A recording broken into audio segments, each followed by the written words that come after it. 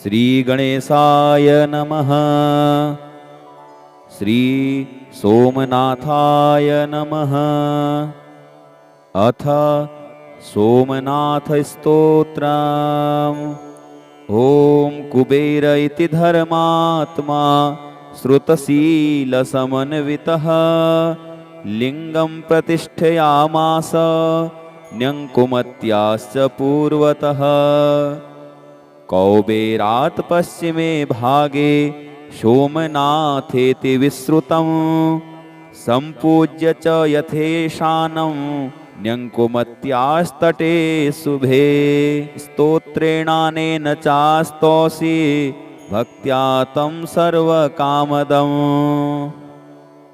मूर्तिः कापि महेश्वरस्य महती यज्ञस्य मूलोदया तुम्बी तुंगफलावती च सतसो ब्रह्माण्डकोटिस्तथा। यन्मानं च पितामहो न च हरिर्ब्रह्माण्डमध्यस्थितो जानात्यन्यसुरेषु का च गणना सा सन्ततं वोवतात्। नमाम्यहं देवमजं पुराणमुपेन्द्रिमिन्द्रावरराजजुष्टं शशाङ्कसूर्याग्निशमाननेत्रं वृषेन्द्रचिह्नं प्रलयादिहेतुं। सर्वेश्वरैकत्रिबलैकबन्धुं योगादिगम्यं जगतोऽधिवासं तं विस्मयाधारमनन्तशक्तिं ज्ञानोद्भवं धैर्यगुणाधिकं च। पिनाकपाशाङ्कुशशूलहस्तं कपर्दिनं मेघसमानघोषं सकालकण्ठं स्फटिकावभासं नमामि शम्भुं भुवनैकनाथं। कपालिनं मालिनमादिदेवं जटाधरं भीमभुजङ्गहारं प्रभासितारं च सहस्रमूर्तिं सहस्रशीर्षं पुरुषं विशिष्टम्। यदक्षरं निर्गुणमप्रमेयं सज्ज्योतिरेकं प्रवदन्ति सन्तः दूरङ्गमं वेद्यमनिन्द्यवन्द्यं सर्वेषु हृत्सं परमं पवित्रम्। तेजोनिभं बालमृगाङ्कमौलिं नमामि रुद्रं स्फुरदुग्रवक्त्रं कालेन्धनं कामदमस्तसङ्गं धर्मासनस्थं प्रकृतिद्वयस्थम्। अतीन्द्रियं विश्वभुजं जितारिं गुणत्रयातीतमजं निरीहं तमोमयं वेदमयं चिदंसं प्रजापतिसं पुरुहूतमिन्द्रम्।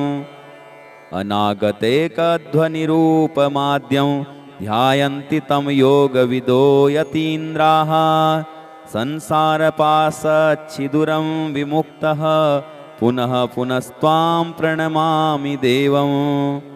निरूपमास्यं च बलप्रभावं न च स्वभावं परमस्य पुंसः विज्ञायते विष्णुपितामहाद्यस्तं वामदेवं प्रणमाम्यचिन्त्यं।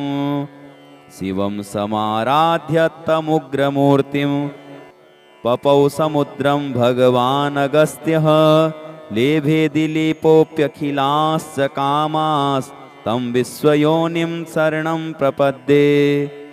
देवेन्द्रवन्द्योद्धर मां नाथं शम्भो कृपाकारुणिकः किल त्वं दुःखार्णवे मग्रमुमेश दीनं समुद्धरं त्वं भवशङ्करोषि। सम्पूजयन्तो दिवि देवसङ्गा ब्रह्मेन्द्ररुद्रा विहरन्ति कामं तं स्तौमि नौमिह जपामि सर्वं वन्देऽभिवन्द्यं शरणं प्रपन्नः। स्तुत्वैवमीशं विरराम यावतावत्स रुद्रोऽर्कसहस्रतेजाः ददौ च तस्मै वरदोऽन्धकारिर्वरत्रयं वै श्रवणाय देवः। संख्यं च दिक्पालपदं चतुर्थं धनाधिपत्यं च दिवौकशां च सख्यं च दिक्पालपदं चतुर्थं धनाधिपत्यं च दिवौकशां च। इति श्री सोमनाथस्तोत्रम्। ओम। अथ श्री शिवरक्षास्तोत्रम्। विनियोगः। ओम अस्य श्री शिवरक्षास्तोत्रमन्त्रस्य याज्ञवल्क्य ऋषिः श्री सदाशिवो देवता अनुष्टुप् छन्दः। श्री सदाशिवप्रीत्यर्थं शिवरक्षास्तोत्रपाठे विनियोगः। ध्यानम्। कर्पूरगौरं करुणावतारं संसारसारं भुजगेन्द्रहारं सदा वसन्तं हृदयारविन्दे भवं भवानी सहितं नमामि। भगवते श्री सांब सदाशिवाय नमः। अथ स्तोत्रम्। चरितं देवदेवस्य महादेवस्य पावनम् अपारं परमोदारं चतुर्वर्गस्य साधनम् गौरीविनायकोपेतं पञ्चवक्त्रं त्रिनेत्रकं शिवं ध्यात्वा दशभुजं शिवरक्षां पठेन्नरः। गंगाधरः शिरः पातु भालम् अर्धेन्दुशेखरः नयने मदनध्वंसी कर्णो सर्पविभूषण। घ्राणं पातु पुरारातिः मुखं पातु जगत्पतिः जिह्वां वागीश्वरः पातु कन्धरां शितिकण्ठरः। श्रीकण्ठः पातु मे कण्ठं स्कन्धौ विश्वधुरन्धरः भुजौ भूभारसंहर्ता करौ पातु पिनाकधृक्। हृदयं शङ्करः पातु जठरं गिरिजापतिः नाभिं मृत्युञ्जयः पातु कटिव्याघ्राजिनाम्बरः। शक्तिनी पातु दीनार्त शरणागतवत्सलः ऊरु महेश्वरः पातु जानुनी जगदीश्वरः। जङ्घे पातु जगत्कर्ता गुल्फौ पातु गणाधिपः चरणौ करुणासिन्धुः सर्वाङ्गानि सदाशिवः। एतां शिवबलोपेतां रक्ष्यां यः सुकृती पठेत् स भुक्त्वा सकलान् कामान् शिवसायुज्यमवाप्नुयात्। ग्रहभूतपिशाचाद्यास्त्रैलोक्ये विचरन्ति ते दूरादासु पलायन्ते शिवनामाभिरक्षणात्। अभयङ्करनामेदं कवचं पार्वतीपतेः भक्त्या बिभर्ति यः कण्ठे तस्य वश्यं जगत्त्रयम्। इमां नारायणः स्वप्ने शिवरक्षां यथा दिशत् प्रातरुत्थाय योगीन्द्रो याज्ञवल्क्यः तथा लिखत्। इति श्री याज्ञवल्क्य प्रोक्तम् शिवरक्षास्तोत्रम्। अथ सोमनाथस्तोत्रम्। ॐ कुबेर इति धर्मात्मा श्रुतशीलसमन्वितः लिङ्गं प्रतिष्ठयामास न्यङ्कुमत्याश्च पूर्वतः। कौबेरात् पश्चिमे भागे सोमनाथेति विश्रुतं सम्पूज्य च यथेशानं न्यङ्कुमत्यास्तटे शुभे। स्तोत्रेणानेन चास्तौषि भक्त्या तं सर्वकामदम्। मूर्तिः क्वापि महेश्वरस्य महती यज्ञस्य मूलोदया तुम्बी तुङ्गफलावती च सतसो ब्रह्माण्डकोटिस्तथा।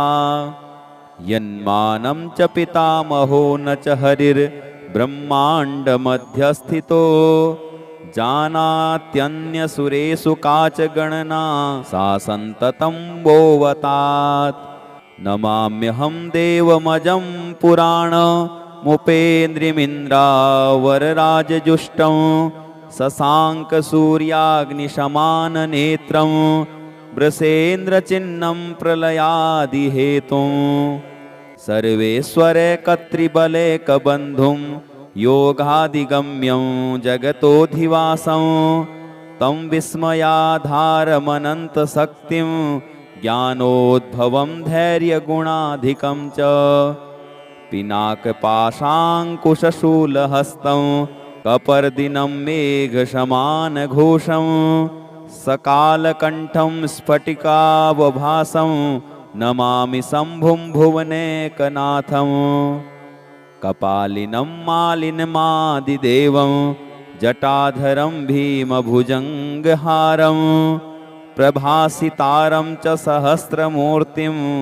सहस्रशीर्षं पुरुषं विशिष्टं यदक्षरं निर्गुणमप्रमेयं सज्योतिरेकं प्रवदन्ति सन्तः दूरङ्गमं वेद्यमनिन्द्यवन्द्यं सर्वेषु हृत्सं परमं पवित्रं तेजोनिभं बालमृगाङ्कमौलिं नमामि रुद्रं स्फुरदुग्रवक्त्रं कालेन्धनं कामदमस्तसङ्गं धर्मासनस्थं प्रकृतिद्वयस्थम् अतीन्द्रियं विश्वभुजं जितारिं गुणत्रयातीतमजं निरीहं तमोमयं वेदमयं चिदंसं प्रजापतिसं पुरुहूतमिन्द्रम् अनागतैकध्वनिरूपमाद्यं ध्यायन्ति तं योगविदो यतीन्द्राः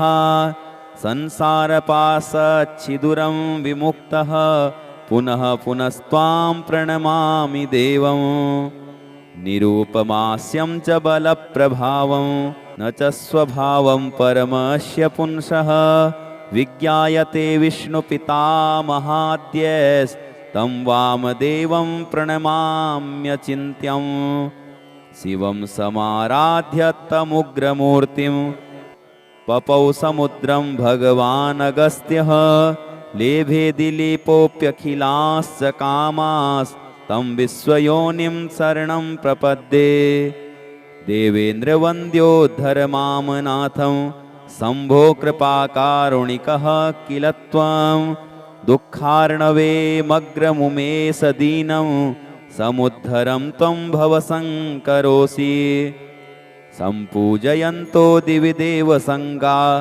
ब्रह्मेन्द्ररुद्रा विहरन्ति कामं तं स्तौमि नौमिह जपामि सर्वं वन्देऽभिवन्द्यं शरणं प्रपन्नः स्तुत्वैवमीशं विरराम यावतावत्स रुद्रोऽर्कसहस्रतेजाः ददौ च तस्मै वरदोऽन्धकारिर्वरत्रयं वै श्रवणाय देवः सङ्ख्यं च दिक्पालपदं चतुर्थं धनाधिपत्यं च दिवौकशां च सख्यं च दिक्पालपदं चतुर्थं धनाधिपत्यं च दिवौकशां च इति श्री सोमनाथस्तोत्रम् ॐ अथ श्री शिवरक्षास्तोत्रम् विनियोगः ॐ अस्य श्री शिवरक्षास्तोत्रमन्त्रस्य याज्ञवल्क्यऋषिः श्री सदाशिवो देवता अनुष्टुप्छन्दः श्री सदाशिवप्रीत्यर्थं शिवरक्षास्तोत्रपाठे विनियोगः ध्यानम् कर्पूरगौरं करुणावतारं संसारसारं भुजगेन्द्रहारं सदा वसन्तं हृदयारविन्दे भवं भवानी सहितं नमामि। भगवते श्री सांब सदाशिवाय नमः। अथ स्तोत्रम् चरितं देवदेवस्य महादेवस्य पावनम् अपारं परमोदारं चतुर्वर्गस्य साधनं गौरीविनायकोपेतं पञ्चवक्त्रं त्रिनेत्रकं शिवं ध्यात्वा दशभुजं शिवरक्ष्यां पठेन्नरः। गङ्गाधरः शिरः पातु भालम् अर्धेन्दुशेखरः नयने मदनध्वंसी कर्णो सर्पविभूषण। घ्राणं पातु पुरारातिः मुखं पातु जगत्पतिः जिह्वां वागीश्वरः पातु कन्धरां शितिकण्ठरः। श्रीकण्ठः पातु मे कण्ठं स्कन्धौ विश्वधुरन्धरः भुजौ भूभारसंहर्ता करौ पातु पिनाकधृक्। हृदयं शङ्करः पातु जठरं गिरिजापतिः नाभिं मृत्युञ्जयः पातु कटिव्याघ्राजिनाम्बरः। शक्तिनी पातु दीनार्त शरणागतवत्सलः ऊरु महेश्वरः पातु जानुनी जगदीश्वरः। जङ्घे पातु जगत्कर्ता गुल्फौ पातु गणाधिपः चरणौ करुणासिन्धुः सर्वाङ्गानि सदाशिवः। एतां शिवबलोपेतां रक्ष्यां यः सुकृती पठेत् स भुक्त्वा सकलान् कामान् शिवसायुज्यमवाप्नुयात्। ग्रहभूतपिशाचाद्यास्त्रैलोक्ये विचरन्ति ते दूरादासु पलायन्ते शिवनामाभिरक्षणात्। अभयङ्करनामेदं कवचं पार्वतीपतेः भक्त्या बिभर्ति यः कण्ठे तस्य वश्यं जगत्त्रयम्। इमां नारायणः स्वप्ने शिवरक्ष्यां यथा दिशत् प्रातरुत्थाय योगीन्द्रो याज्ञवल्क्यः तथा लिखत्। इति श्री याज्ञवल्क्यप्रोक्तं शिवरक्षास्तोत्रम्। अथ सोमनाथस्तोत्रम्। ॐ कुबेर इति धर्मात्मा श्रुतशीलसमन्वितः लिङ्गं प्रतिष्ठयामास न्यङ्कुमत्याश्च पूर्वतः। कौबेरात् पश्चिमे भागे सोमनाथेति विश्रुतं सम्पूज्य च यथेशानं न्यङ्कुमत्यास्तटे शुभे। स्तोत्रेणानेन चास्तौषि भक्त्या तं सर्वकामदम्। मूर्तिः कापि महेश्वरस्य महती यज्ञस्य मूलोदया तुम्बी तुङ्गफलावती च शतशो ब्रह्माण्डकोटिस्तथा। यन्मानं च पितामहो न च हरिर्ब्रह्माण्डमध्यस्थितो जानात्यन्यसुरेषु का च गणना सा सन्ततं वोवतात्। नमाम्यहं देवमजं पुराणमुपेन्द्रिमिन्द्रावरराजजुष्टं शशाङ्कसूर्याग्निशमाननेत्रं वृषेन्द्रचिह्नं प्रलयादिहेतुं। सर्वेश्वरैकत्रिबलैकबन्धुं योगादिगम्यं जगतोऽधिवासं तं विस्मयाधारमनन्तशक्तिं ज्ञानोद्भवं धैर्यगुणाधिकं च। पिनाकपाशाङ्कुशशूलहस्तं कपर्दिनं मेघसमानघोषं सकालकण्ठं स्फटिकावभासं नमामि शम्भुं भुवनैकनाथं। कपालिनं मालिनमादिदेवं जटाधरं भीमभुजङ्गहारं प्रभासितारं च सहस्रमूर्तिं सहस्रशीर्षं पुरुषं विशिष्टम्। यदक्षरं निर्गुणमप्रमेयं सज्योतिरेकं प्रवदन्ति सन्तः दूरङ्गमं वेद्यमनिन्द्यवन्द्यं सर्वेषु हृत्सं परमं पवित्रम्। तेजोनिभं बालमृगाङ्कमौलिं नमामि रुद्रं स्फुरदुग्रवक्त्रं कालेन्धनं कामदमस्तसङ्गं धर्मासनस्थं प्रकृतिद्वयस्थम् अतीन्द्रियं विश्वभुजं जितारिं गुणत्रयातीतमजं निरीहं तमोमयं वेदमयं चिदंसं प्रजापतिसं पुरुहूतमिन्द्रम् अनागतैकध्वनिरूपमाद्यं ध्यायन्ति तं योगविदो यतीन्द्राः संसारपाशच्छिदुरं विमुक्तः पुनः पुनस्त्वां प्रणमामि देवं निरूपमास्यं च बलप्रभावं न च स्वभावं परमस्य पुंसः विज्ञायते विष्णुपितामहाद्यस्तं वामदेवं प्रणमाम्यचिन्त्यं शिवं समाराध्य तमुग्रमूर्तिं पपौ समुद्रं भगवानगस्त्यः लेभे दिलीपोऽप्यखिलाश्च कामास्तं विश्वयोनिं शरणं प्रपद्ये देवेन्द्रवन्द्योद्धर मां नाथं शम्भो कृपाकारुणिकः किल त्वं दुःखार्णवे मग्रमुमेश दीनं समुद्धरं त्वं भवशङ्करोषि सम्पूजयन्तो दिवि देवसङ्गा ब्रह्मेन्द्ररुद्रा विहरन्ति कामं तं स्तौमि नौमिह जपामि सर्वं वन्देऽभिवन्द्यं शरणं प्रपन्नः स्तुत्वैवमीशं विरराम यावतावत्स रुद्रोऽर्कसहस्रतेजाः ददौ च तस्मै वरदोऽन्धकारिर्वरत्रयं वै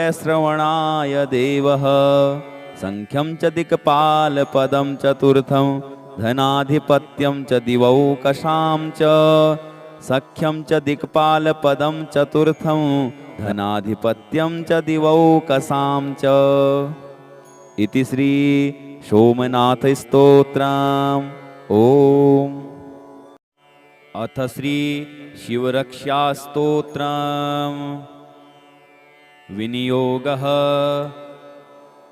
ॐ अस्य श्री शिवरक्षास्तोत्रमन्त्रस्य याज्ञवल्क्य ऋषिः श्री सदाशिवो देवता अनुष्टुप् छन्दः श्री सदाशिवप्रीत्यर्थं शिवरक्षास्तोत्रपाठे विनियोगः ध्यानम् कर्पूरगौरं करुणावतारं संसारसारं भुजगेन्द्रहारं सदा वसन्तं हृदयारविन्दे भवं भवानी सहितं नमामि।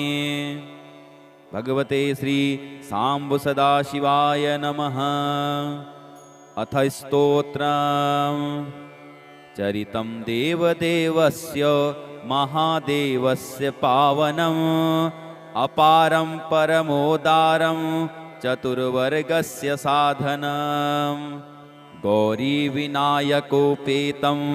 पञ्चवक्त्रं त्रिनेत्रकं शिवं ध्यात्वा दशभुजं शिवरक्षां पठेन्नरः गङ्गाधरः शिरः पातु भालम् अर्धेन्दुशेखरः नयने मदनध्वंसी कर्णो सर्पविभूषण घ्राणं पातु पुरारातिः मुखं पातु जगत्पतिः जिह्वां वागीश्वरः पातु कन्धरां शितिकण्ठरः श्रीकण्ठः पातु मे कण्ठं स्कन्धौ विश्वधुरन्धरः भुजौ भूभारसंहर्ता करौ पातु पिनाकधृक् हृदयं शङ्करः पातु जठरं गिरिजापतिः नाभिं मृत्युञ्जयः पातु कटिव्याघ्राजिनाम्बरः शक्तिनी पातु दीनार्त शरणागतवत्सलः ऊरु महेश्वरः पातु जानुनी जगदीश्वरः जङ्घे पातु जगत्कर्ता गुल्फौ पातु गणाधिपः चरणौ करुणासिन्धुः सर्वाङ्गानि सदाशिवः। एतां शिवबलोपेतां रक्ष्यां यः सुकृती पठेत् स भुक्त्वा सकलान् कामान् शिवसायुज्यमवाप्नुयात्। ग्रहभूतपिशाचाद्यास्त्रैलोक्ये विचरन्ति ते दूरादासु पलायन्ते शिवनामाभिरक्षणात्। अभयङ्करनामेदं कवचं पार्वतीपतेः भक्त्या बिभर्ति यः कण्ठे तस्य वश्यं जगत्त्रयम्। इमां नारायणः स्वप्ने शिवरक्षां यथा दिशत् प्रातरुत्थाय योगीन्द्रो याज्ञवल्क्यः तथा लिखत्। इति श्री याज्ञवल्क्यप्रोक्तं शिवरक्षास्तोत्रम्। अथ सोमनाथस्तोत्रम्। ॐ कुबेर इति धर्मात्मा श्रुतशीलसमन्वितः लिङ्गं प्रतिष्ठयामास न्यङ्कुमत्याश्च पूर्वतः। कौबेरात् पश्चिमे भागे सोमनाथेति विश्रुतं सम्पूज्य च यथेशानं न्यङ्कुमत्यास्तटे शुभे। स्तोत्रेणानेन चास्तौषि भक्त्या तं सर्वकामदम्। मूर्तिः क्वापि महेश्वरस्य महती यज्ञस्य मूलोदया तुम्बी तुङ्गफलावती च शतशो ब्रह्माण्डकोटिस्तथा। यन्मानं च पितामहो न च हरिर्ब्रह्माण्डमध्यस्थितो जानात्यन्यसुरेषु का च गणना सा सन्ततं वोवतात्। नमाम्यहं देवमजं पुराणमुपेन्द्रिमिन्द्रावरराजजुष्टं शशाङ्कसूर्याग्निशमाननेत्रं वृषेन्द्रचिह्नं प्रलयादिहेतुं। सर्वेश्वरैकत्रिबलैकबन्धुं योगादिगम्यं जगतोऽधिवासं तं विस्मयाधारमनन्तशक्तिं ज्ञानोद्भवं धैर्यगुणाधिकं च। पिनाकपाशाङ्कुशशूलहस्तं कपर्दिनं मेघसमानघोषं सकालकण्ठं स्फटिकावभासं नमामि शम्भुं भुवनैकनाथं। कपालिनं मालिनमादिदेवं जटाधरं भीमभुजङ्गहारं प्रभासितारं च सहस्रमूर्तिं सहस्रशीर्षं पुरुषं विशिष्टम्। यदक्षरं निर्गुणमप्रमेयं सज्योतिरेकं प्रवदन्ति सन्तः दूरङ्गमं वेद्यमनिन्द्यवन्द्यं सर्वेषु हृत्सं परमं पवित्रम्। तेजोनिभं बालमृगाङ्कमौलिं नमामि रुद्रं स्फुरदुग्रवक्त्रं कालेन्धनं कामदमस्तसङ्गं धर्मासनस्थं प्रकृतिद्वयस्थम्। अतीन्द्रियं विश्वभुजं जितारिं गुणत्रयातीतमजं निरीहं तमोमयं वेदमयं चिदंसं प्रजापतिसं पुरुहूतमिन्द्रम्। अनागतैकध्वनिरूपमाद्यं ध्यायन्ति तं योगविदो यतीन्द्राः संसारपाशच्छिदुरं विमुक्तः पुनः पुनस्त्वां प्रणमामि देवं। निरूपमास्यं च बलप्रभावं न च स्वभावं परमस्य पुंसः विज्ञायते विष्णुपितामहाद्यस्तं वामदेवं प्रणमाम्यचिन्त्यम्। शिवं समाराध्य तमुग्रमूर्तिं पपौ समुद्रं भगवानगस्त्यः लेभे दिलीपोऽप्यखिलाश्च कामास्तं विश्वयोनिं शरणं प्रपद्ये। देवेन्द्रवन्द्योद्धर मां नाथं शम्भो कृपाकारुणिकः किल त्वं दुःखार्णवेमग्रमुमे सदीनं समुद्धरं त्वं भवसङ्करोषि सम्पूजयन्तो दिवि देवसङ्गा ब्रह्मेन्द्ररुद्रा विहरन्ति कामं तं स्तौमि नौमिह जपामि सर्वं वन्देऽभिवन्द्यं शरणं प्रपन्नः स्तुत्वैवमीशं विरराम यावतावत्स रुद्रोऽर्कसहस्रतेजाः ददौ च तस्मै वरदोऽन्धकारिर्वरत्रयं वै श्रवणाय देवः संख्यं च दिक्पालपदं चतुर्थं धनाधिपत्यं च दिवौकशां च सख्यं च दिक्पालपदं चतुर्थं धनाधिपत्यं च दिवौकशां च इति श्री सोमनाथस्तोत्रम् ओम। अथ श्री शिवरक्षास्तोत्रम् विनियोगः। ओम अस्य श्री शिवरक्षास्तोत्रमन्त्रस्य याज्ञवल्क्य ऋषिः श्री सदाशिवो देवता अनुष्टुप् छन्दः। श्री सदाशिवप्रीत्यर्थं शिवरक्षास्तोत्रपाठे विनियोगः। ध्यानम्। कर्पूरगौरं करुणावतारं संसारसारं भुजगेन्द्रहारं सदा वसन्तं हृदयारविन्दे भवं भवानी सहितं नमामि। भगवते श्री सांब सदाशिवाय नमः। अथ स्तोत्रम्। चरितं देवदेवस्य महादेवस्य पावनम् अपारं परमोदारं चतुर्वर्गस्य साधनम् गौरीविनायकोपेतं पञ्चवक्त्रं त्रिनेत्रकं शिवं ध्यात्वा दशभुजं शिवरक्षां पठेन्नरः। गंगाधरः शिरः पातु भालम् अर्धेन्दुशेखरः नयने मदनध्वंसी कर्णो सर्पविभूषण।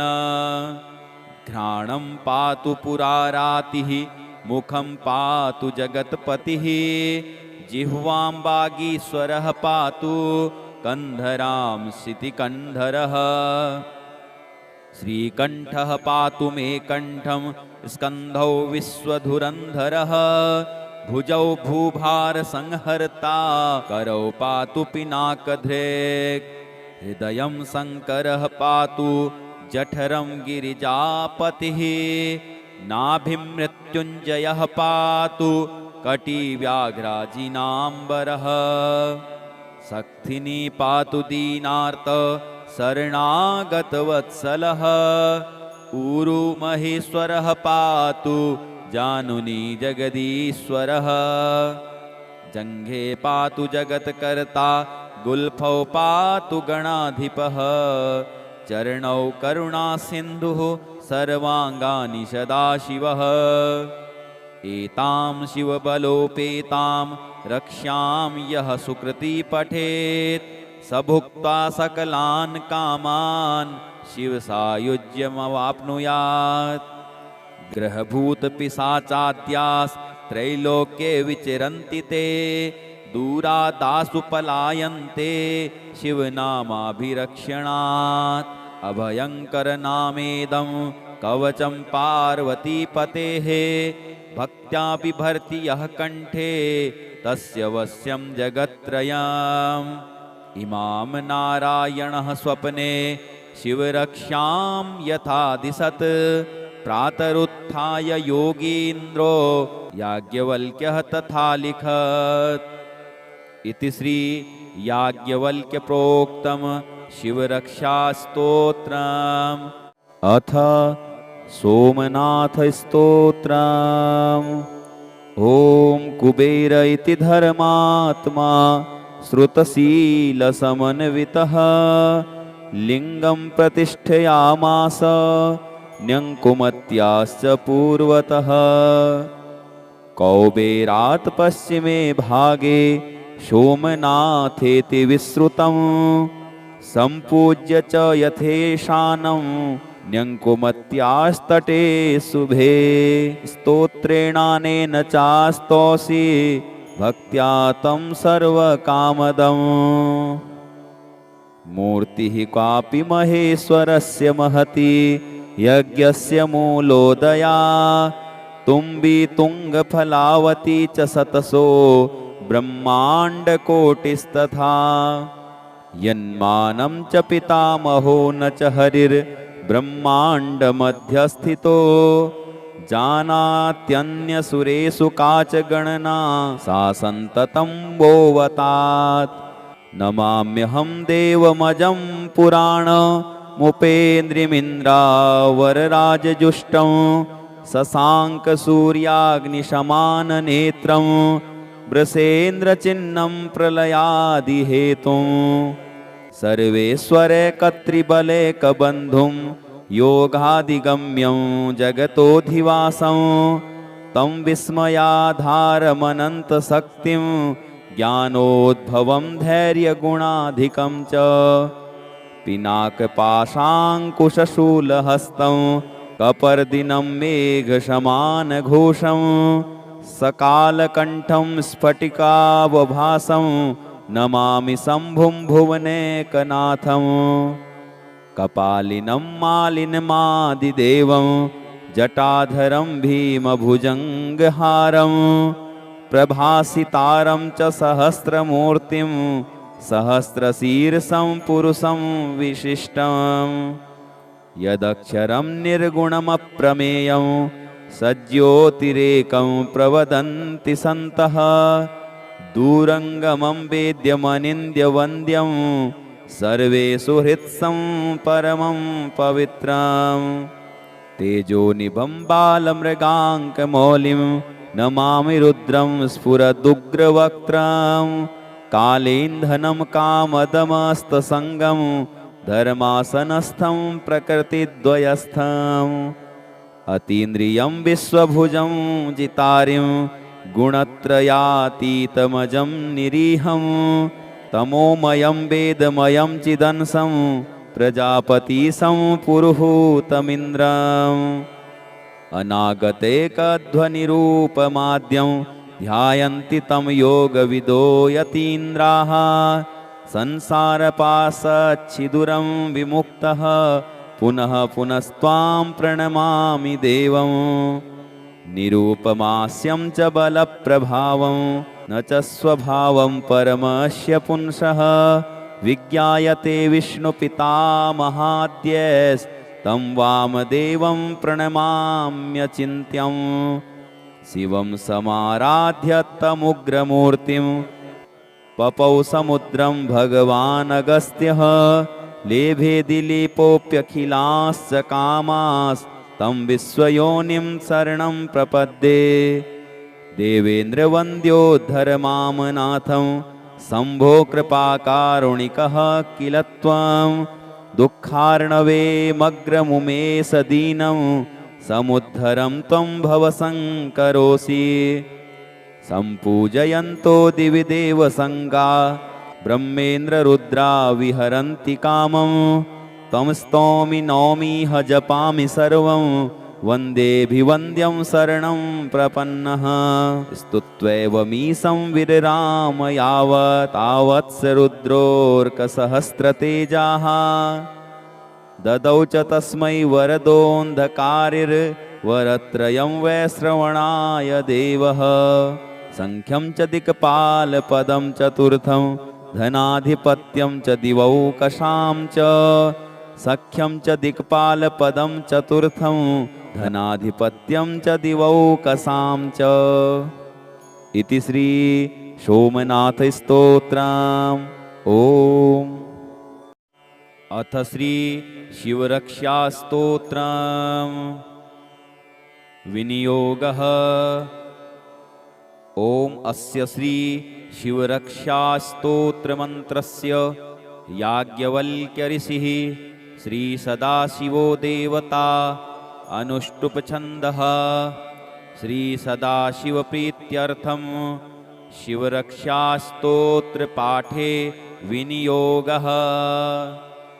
ध्यानम्। कर्पूरगौरं करुणावतारं संसारसारं भुजगेन्द्रहारं सदा वसन्तं हृदयारविन्दे भवं भवानी सहितं नमामि। भगवते श्री सांब सदाशिवाय नमः। अथ स्तोत्रम्। चरितं देवदेवस्य महादेवस्य पावनम् अपारं परमोदारं चतुर्वर्गस्य साधनं गौरीविनायकोपेतं पञ्चवक्त्रं त्रिनेत्रकं शिवं ध्यात्वा दशभुजं शिवरक्षां पठेन्नरः।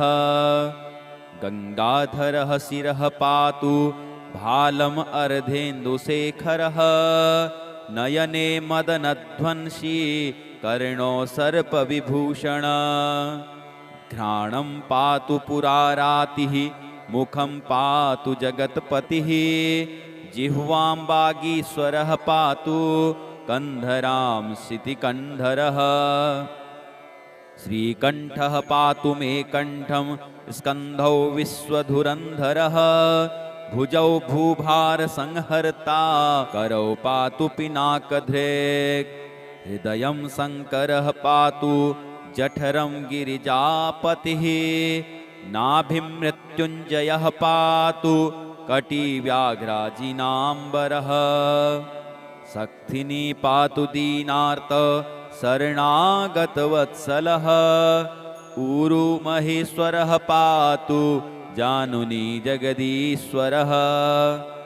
जङ्घे पातु जगत्कर्ता गुल्फौ पातु गणाधिपः चरणौ करुणासिन्धुः सर्वाङ्गानि सदाशिवः।